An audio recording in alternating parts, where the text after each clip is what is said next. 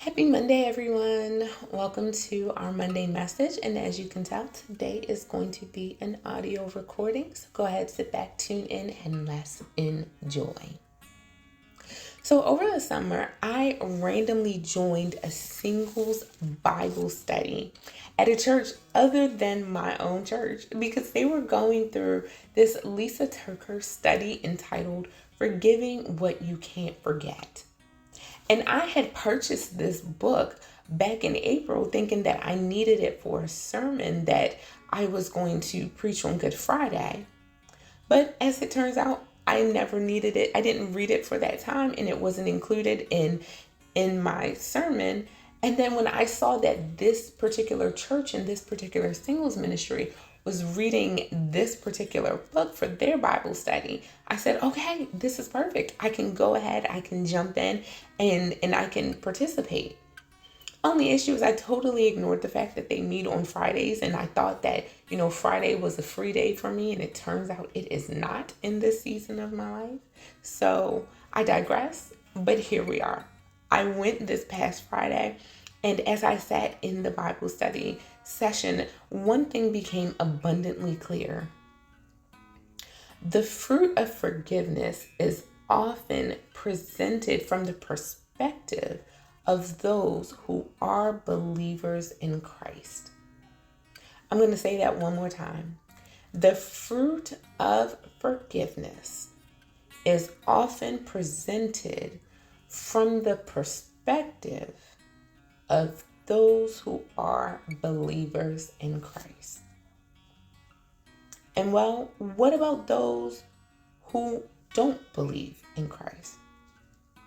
What about those who don't believe in God, and why should forgiveness be important to them?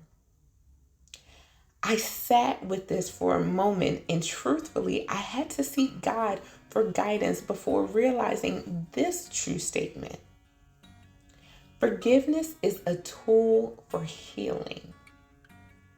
Simply put, forgiveness equals healing. Beloved, when God birthed this entire ministry in me, I struggled with understanding why God would choose someone like me. I'm not perfect, and I make more mistakes than I can even count.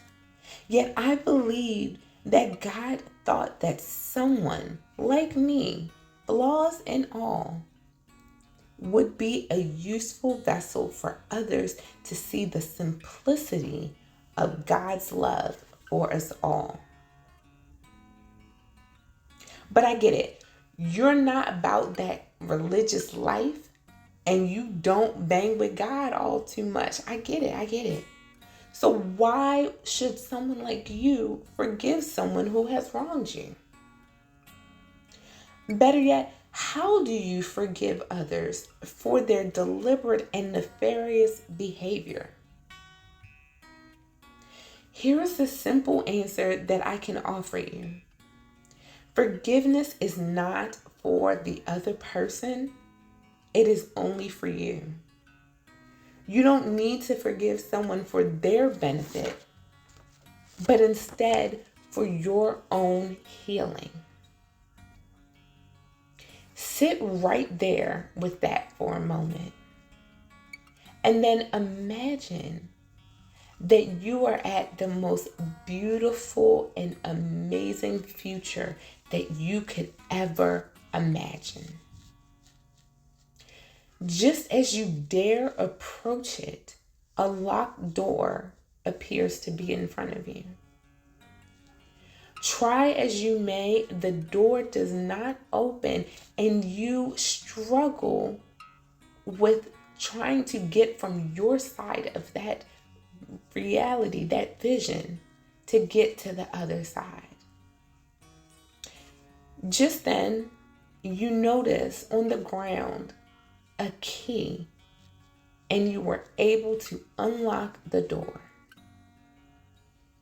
And once you unlock that door, you're able to step into all of the beauty that you saw before. You're able to step into it. You're able to behold it. You're able to experience it for yourself. No walls, no barriers, nothing stopping you. Dear friend, forgiveness is the key that opens every single door of possibility and opportunity. When you just sit in your feelings and in the pain, we cannot heal. And we cannot move forward in life when we sit in those places. Beautiful heart, I want the best for you. I want you to succeed in ways that you cannot even imagine. But it all starts here.